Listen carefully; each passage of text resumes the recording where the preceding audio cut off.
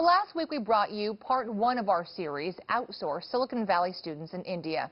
We got a glimpse of India's growing tech industry and its connection to Silicon Valley through the eyes of 25 local high school students.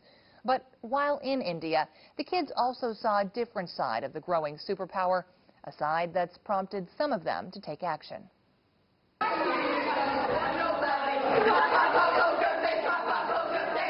They come from different worlds and speak different languages, but as it turns out, Lady Gaga's universal.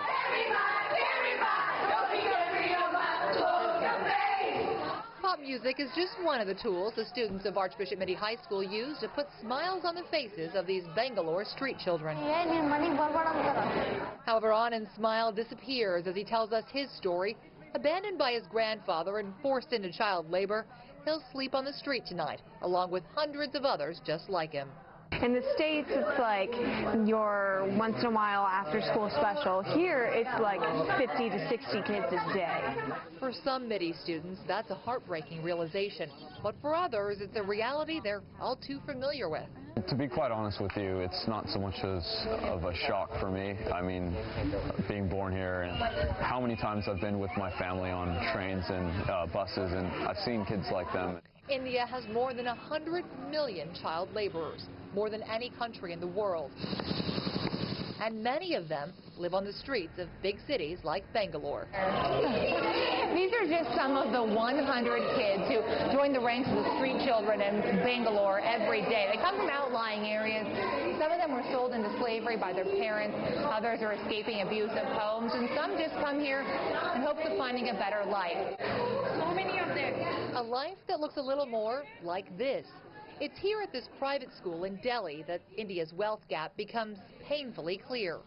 This school is really a step forward from everything else that we've seen. These students are part of the 20% in India who live above the poverty line. Among the similarities to their American counterparts, their iPod playlists. I listen a lot to like Taylor Swift, Lighthouse, Jay-Z, a little bit of Nas, Kanye, and lots of old school. I like old school a lot.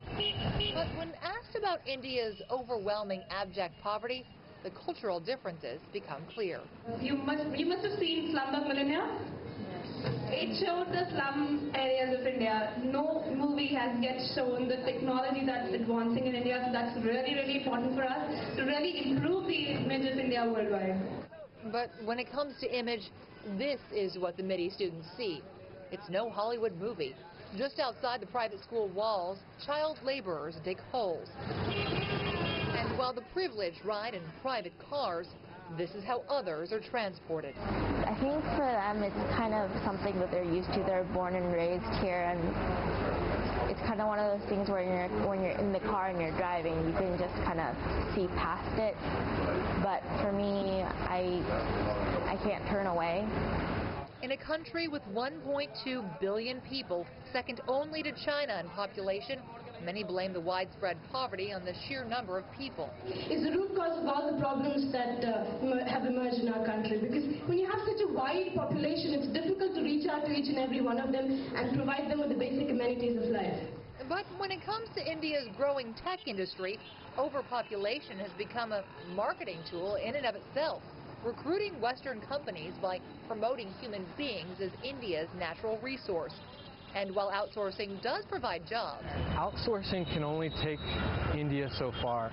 If 75% of India lives in the rural areas, outsourcing is not going to be the solution for those millions and millions of people.